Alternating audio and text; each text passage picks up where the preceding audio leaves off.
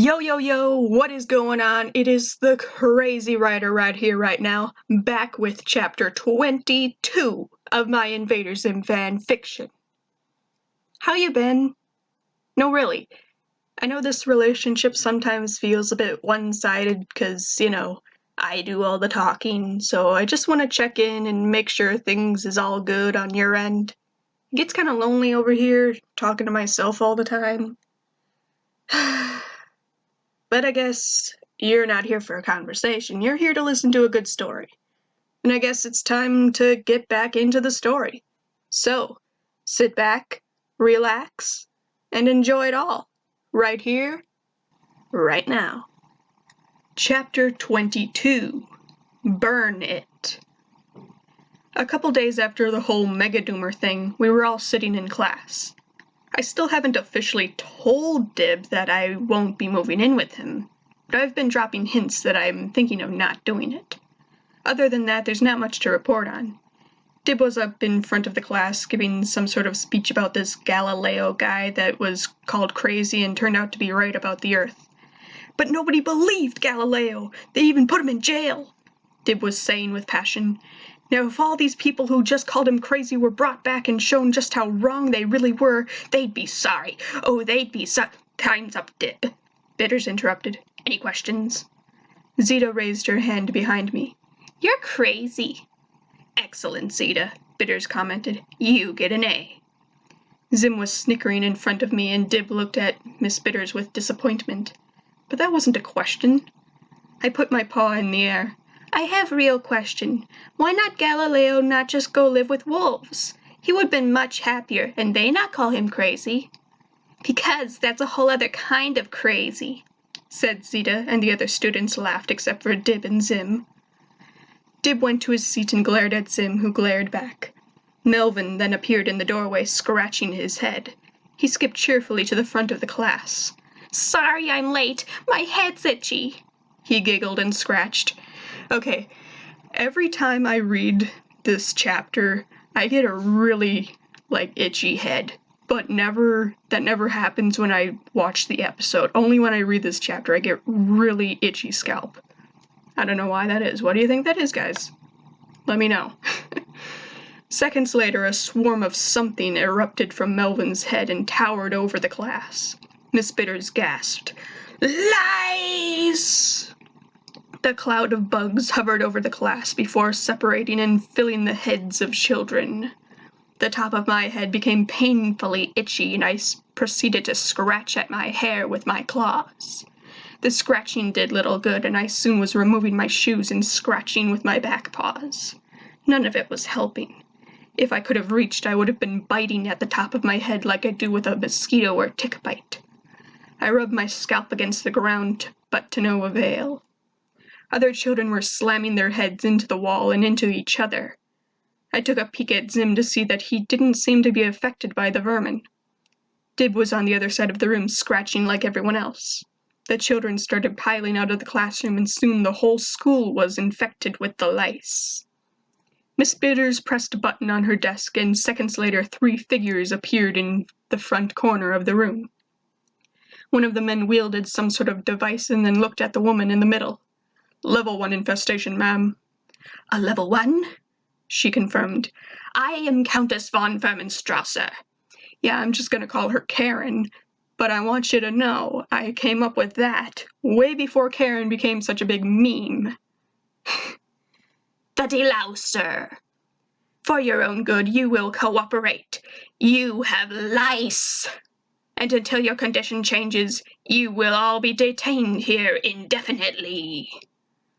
Dib was standing in front of the German woman, and I was scratching away with my foot next to Zim's desk. You can't really make us stay here, Dib tried to ask. Wow, this chapter really did age really, really well. You dare question me? Karen pointed accusingly. Question my methods. You who stands to benefit the most from my work. You disgust me. What a nice lady, said Miss Bitters. All I said was silence. Karen silenced Dib. Let the delousing begin. The whole school was put under quarantine and gathered in the gymnasium. We were separated into groups based on our lice severity. Zim and Miss Bitters were the only two that didn't have any lice, while I was put into the extreme group with Dib and Gaz. These two have no lice on them at all. Karen gestured to Zim and Bitters on stage. Zim got up from his chair and walked up to the podium with a grin. I'd just like to say that if I were a member of an alien race, which I'm not, he looked around to make sure people were buying it, and I rolled my eyes as I scratched with my back paw. I'd have to take this opportunity to say, filthy earth creatures! It is clear who the superior species is, isn't it? Isn't it? You stink! Dib threw a ball of paper at Zim's head, and one of Karen's minions took him back to his seat. The two clean ones will be taken to a special area for immunity research. This is insane, Dib said next to me. Isn't this a bit much for an outbreak of lice? Yeah, Dib clearly didn't live through 2020. The rest of you will all see my assistants, Karen told us. Pack-o about business covered in fleas and ticks, I told Dib. This lice nothing. Dib and I were handcuffed together and guided down a hallway. We looked in each of the classrooms at the different methods of removing the lice. One room was shaving kids' hair off. Another was dipping children into a bubbly liquid. I saw one room had monkeys picking the lice out of children's hair. I was being forced to walk on 2 feet to go along with Dib, and I dropped to 4 feet at the sight of the monkey room. My tailbone started wagging, and I looked up at the assistant. We get monkey treatment? I asked. Wait, you actually want the monkey treatment? The assistant asked me with confusion. Yes, I nodded. Best method I see. Then when monkey done, I eat him. No, Liz, Dib told me as if I was a dog ready to chew up the couch. No eating the monkeys. Just one, I requested. No, he repeated. I huffed. You never let me do anything. Sorry, I've got orders, the man said and shoved the two of us into a different room. This room had some sort of picking device and a tub of the bubbly liquid. We gotta get out of here, Dib said while we both scratched at our heads with our front paws. He dragged me towards the blocked-off window. Take your seats, licey children, a German voice said to us. We saw Karen standing by the chairs. You won't get away with this, Dib shouted at her. Get away with it, Karen asked. When I'm finished here, I'll be looked upon as a hero. You simply do not comprehend my work here, boy, and I do not have time to explain. Take your seat now. We finally surrendered and sat on the aluminum chairs. Karen started coming at me with a device and the shampoo that smelled of negative chemicals. I growled and snarled at her and her methods. Keep away from me, I cried. I deal with worse than this in life. Hold still, she tried to command me, but I kept ducking out of her way. She eventually had to call an assistant in to hold me down. I kicked and snarled and cursed as Karen performed her painful ritual on my head. Dib watched on with worry in his eyes. When the treatment was finished, Karen turned to Dib. Your turn. The classroom door opened to reveal another assistant. Countess, you're required in B-Wing. So much to do, Karen said to herself. I'll be back. As she and the assistant ran for the door, Dib kicked a special brush to keep the door from closing all the way. Liz, he said on his feet, it's obvious this delouser's become mad with power. I couldn't respond. My head was in too much pain and agony. Much more pain and itching than before the horrible treatment. It felt like a sunburn on my scalp that was being poked with hundreds of tiny needles. Growing up feral, my immune system has gotten used to fighting on its own. It's never needed help from chemicals like the ones in the shampoos. The cure that Membran gave me for my broken leg was entirely bio-friendly. I was only given a chemical-heavy treatment one other time in my life, shortly after being brought into civilization. That treatment had almost killed me. This shampoo felt similar to that experience. I was having a reaction to the chemicals. Dib! Dib! I could feel my face growing red and tears of pain and frustration ran down my face. It burns! Burns me! Make stop! Dib looked down at me as I rolled on the ground, rubbing and scratching my head. Oh no, Liz! Here, I forgot. Dib pulled out a travel-sized lotion bottle with an all-natural skin remedy. I laid still as Dib quickly but gently rubbed the oily substance onto my head. It didn't take care of much of the lice, but it was softening the blow of the chemical allergy. Once I was functional enough to stand up, we rushed out into the hallway. We passed a room with a sign on the door that read Immunity Research.